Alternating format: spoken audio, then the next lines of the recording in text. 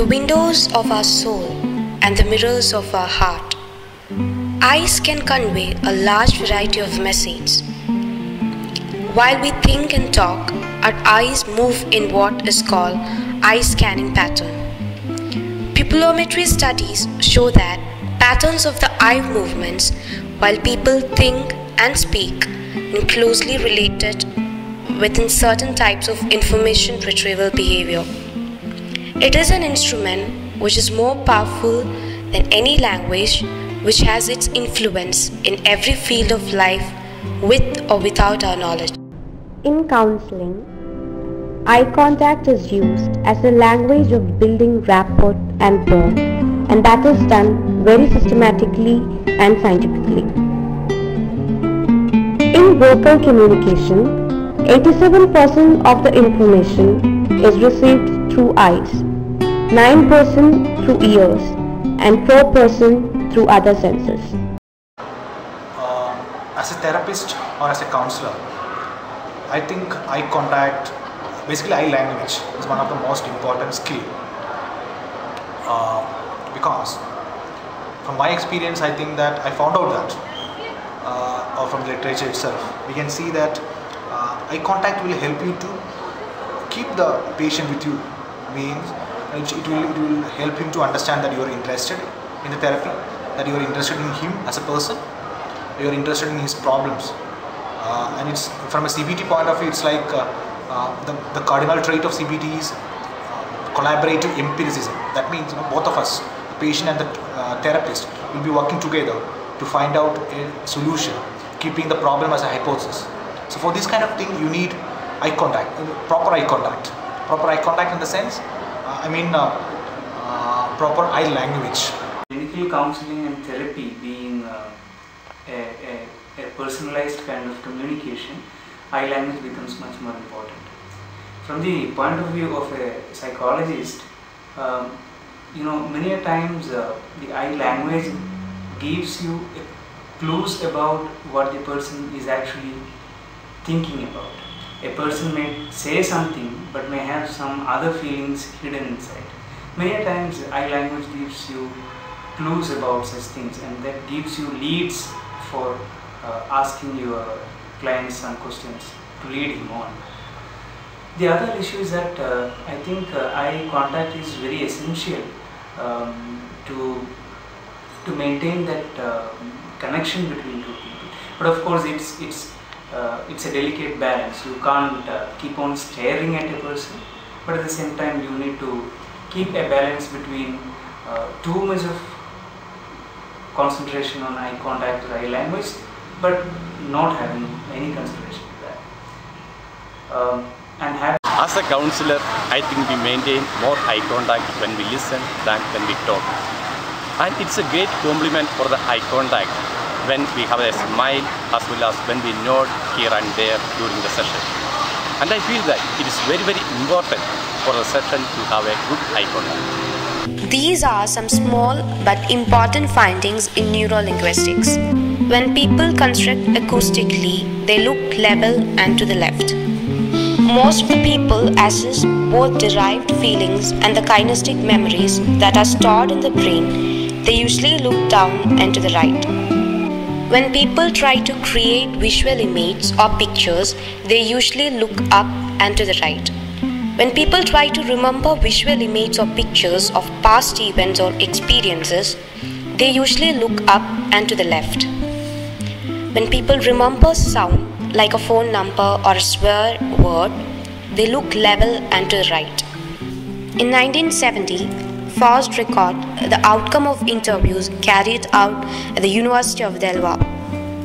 And they found that during the interview on personal issues, the students did not look at the interviewer as often as they did while being interviewed on recreational subjects. Women looked at the interviewers more frequently than the men. When we usually feel intimacy or intimidation, our pupil dilate about 30 to 60%. Confident people blink their eyes minimally, while nervous and worried people blink very frequently. Even the timid and shy people also blink their eyes frequently. Direct glance generally means that person is interested in the particular topic or the person whom he or she is talking to. While a person looks away or wanders around, it reveals that he is hiding his feeling or get insulted and he has lost his interest. The thing is, even now when we are in the same college, he speaks to me when there's something major in his life. Okay. Something which is disturbing him, something about which he can't talk to anyone else.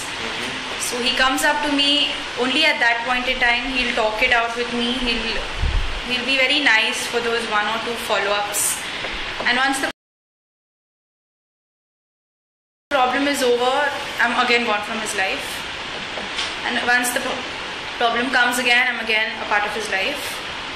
So this is also one thing which I don't understand. I mean, the fact that I am the only person he can talk to is a good thing, but then why doesn't he think of it as a long-term thing? Why does he just want me in those installments? Yeah, about that. And I even spoke to him once about why is he not thinking of a relationship and all that. So he just told me that he doesn't think he is worth me, and the fact that he is into drinking and smoking, and he is like, you won't be happy with me, I can just be a good friend but not a good boyfriend, and things